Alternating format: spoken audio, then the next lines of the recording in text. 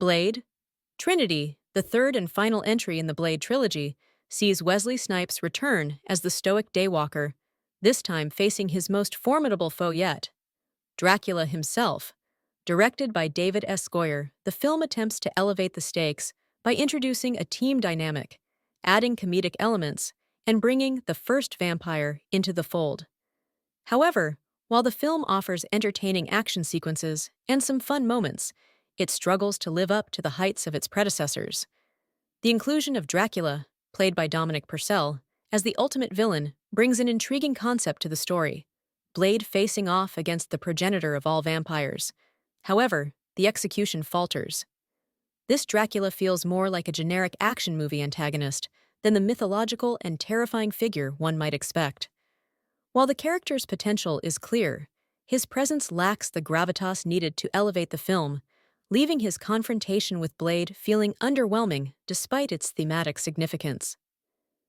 In Blade Trinity, Blade teams up with the Nightstalkers, a group of vampire hunters that includes Jessica Biel as Abigail Whistler and Ryan Reynolds as Hannibal King. The dynamic adds a new flavor to the series, with Reynolds injecting much-needed levity through his quick wit and sarcastic humor. While his comedic timing is a highlight, it sometimes feels at odds with the darker tone of the previous films. Biel delivers a solid performance, bringing physicality and determination to her role, though her character's depth feels underexplored.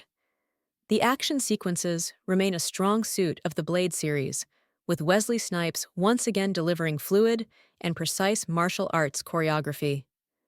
The fight scenes are stylish and energetic, though they lack the same raw intensity that defined the action in Blade 2. The final battle between Blade and Dracula attempts to be climactic, with high stakes and an epic setting, but it doesn't quite deliver the visceral impact one might expect for the trilogy's conclusion. Ryan Reynolds' Hannibal King is the main source of humor in the film, with his wisecracks and irreverent attitude providing a stark contrast to Blade's brooding demeanor.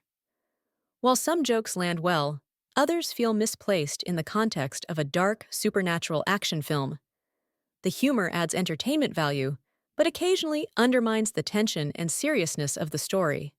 Blade, Trinity has struggled to find the same acclaim as its predecessors, with many fans and critics pointing to its uneven tone and weaker script. The film feels less cohesive, with its attempts to blend dark action, comedy, and mythology not fully meshing. Despite its flaws, it does have moments of entertainment value, particularly for fans of the franchise and those who enjoy vampire-centric action.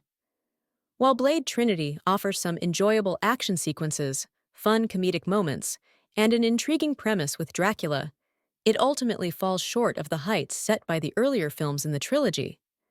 The team dynamic adds variety, but it also shifts focus away from Blade, diluting the series' core appeal. Though the film provides some entertaining moments, it doesn't leave a lasting impression and feels like a weaker conclusion to an otherwise groundbreaking franchise.